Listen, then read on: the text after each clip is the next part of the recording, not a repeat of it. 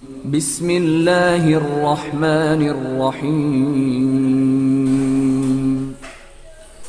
Assalamualaikum. Hari ini kita akan buat fake rock ataupun batu hiasan untuk diletakkan di dalam akuarium dengan menggunakan kertas recycle dan simen untuk dibuat batu. Mula-mula kita koyak-koyakkan kertas recycle dan kita rendamkan di dalam air sehingga hancur.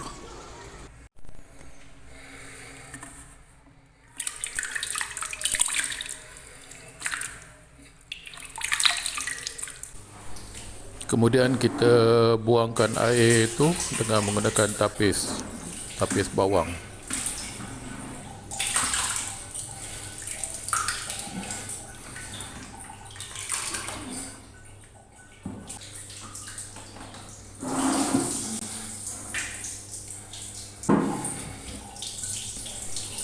Kalau boleh, masa kita buangkan air ni, pastikan bahan tu betul-betul kering.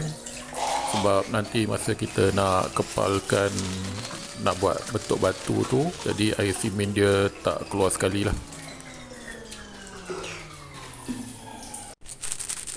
Kemudian kita akan masukkan simen sedikit demi sedikit.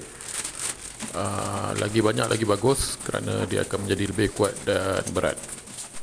Kemudian kita gaul simen dengan kertas hancur tu sehingga sebati. Seeloknya guna sarung tangan. Tapi kalau rasa tangan tu dah kuat, bolehlah bertangan kosong saja untuk menggaul simen.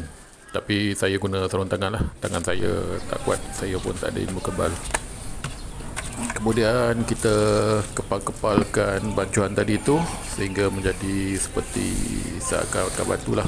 Bentuk dia tu terpulang pada cita rasa masing-masing.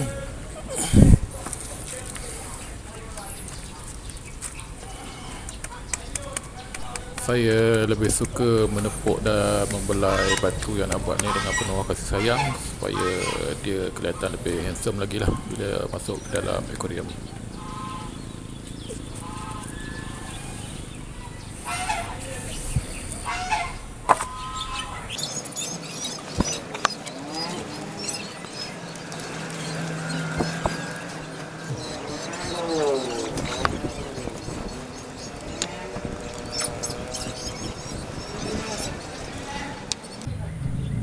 Bila dah siap dikepal semuanya, bolehlah kita jemur di tengah panas sehingga kering.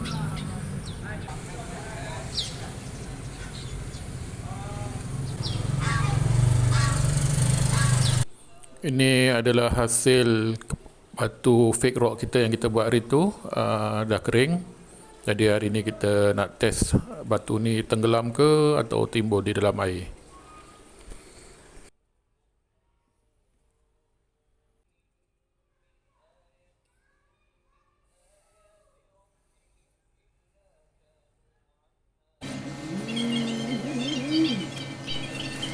Nampaknya fake rock kita ni berjaya tenggelam, bosku.